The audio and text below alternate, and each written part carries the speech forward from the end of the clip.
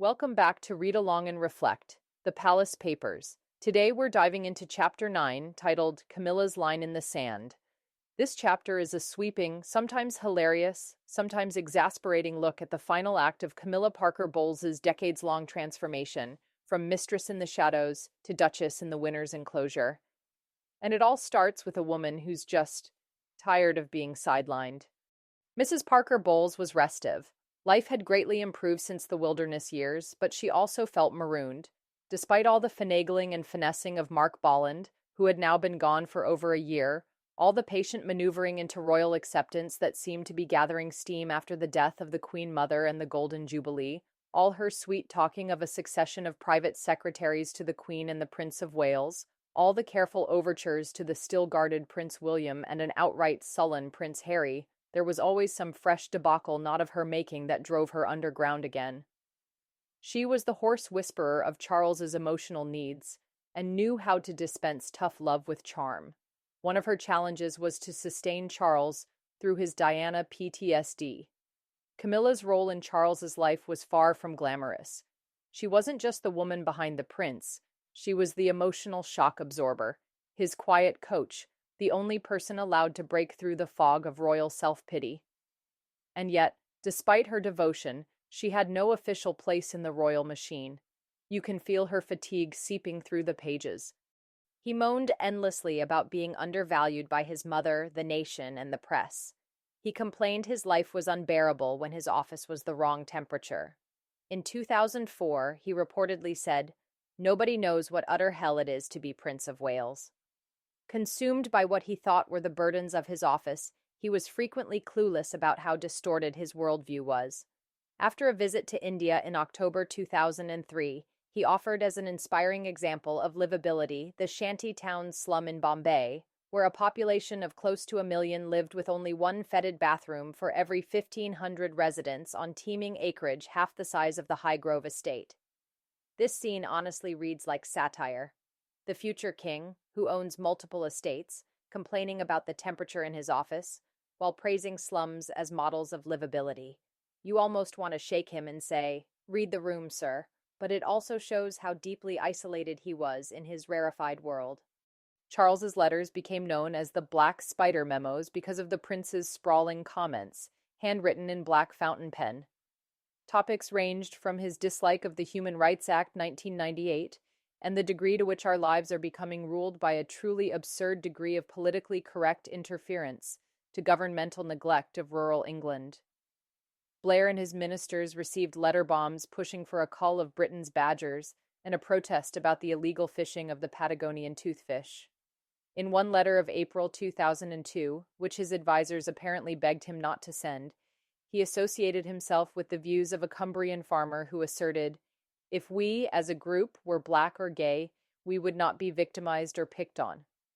That last line alone would have gotten him cancelled twice over today. The thing is, Charles cared, just often in the most tone-deaf way possible. He had strong opinions, some quite ahead of their time. But his delivery? Often straight out of a dusty period drama.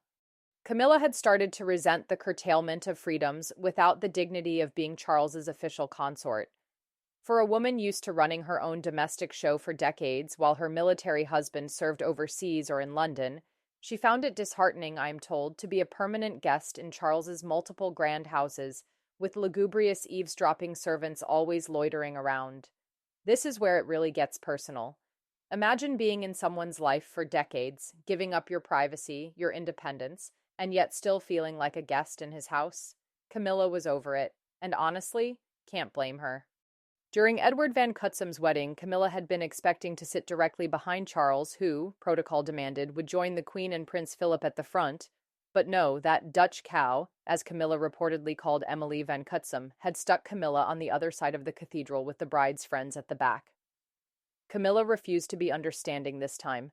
She would not be humiliated in front of all of Charles's snotty circle and, more important, the royal family. The prince had to choose between attending the wedding without her or snubbing his closest friends and his godson. This was Camilla's line in the sand, and Charles finally stepped over to her side. It may seem petty, but in royal circles, seating is politics. And this moment, it was war. and Camilla won. It was Camilla's father who finally intervened and said, "I want to meet my maker knowing my daughter's all right." He was speaking for the entire extended family. Charles, who had a deep respect and affection for the old war hero, felt chastened enough to pay attention. Charles proposed to Camilla at last over New Year's at Burke Hall on bended knee. This part is oddly tender. For all the plotting and palace drama, in the end, it was Camilla's 87-year-old dad who gave Charles the push. It's a human moment, quiet, even sweet. The Queen sat through all this with her customary wedding face, to wit, no expression at all. But one of the guests told me there was a marked difference in her demeanor at the after-party, where she exuded genuine affection for both Camilla and her son. The Queen raised a toast. "They have come through. I'm very proud. My son is home and dry with the woman he loves." After decades of chaos and scandal and exile, this was the Queen saying, "Enough already." Camilla was in. And somehow this gloriously messy love story made it to the altar. Honestly, this chapter left me conflicted in the best way. On the one hand, you've got Charles, a man who clearly cares about the world, but is also deeply out of touch, lost in the drama of slights and overheated rooms and wibbly-wobbly carrots.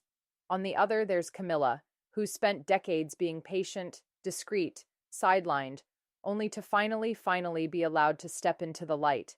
And it's not just a love story, it's also a masterclass in palace power dynamics. Camilla plays the long game, but not passively. When she puts her foot down, like with that wedding snub, Charles folds. She's not a royal revolutionary, but she's not a pushover either. She knows how this machine works, and she learns to make it work for her.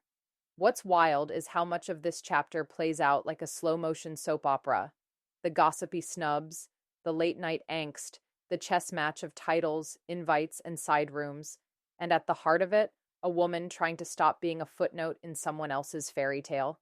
This book keeps blowing the lid off the idea that royals live in some polished, fairy-dusted dream world. It's messy, petty, petulant, and real. That's what makes it so addictive.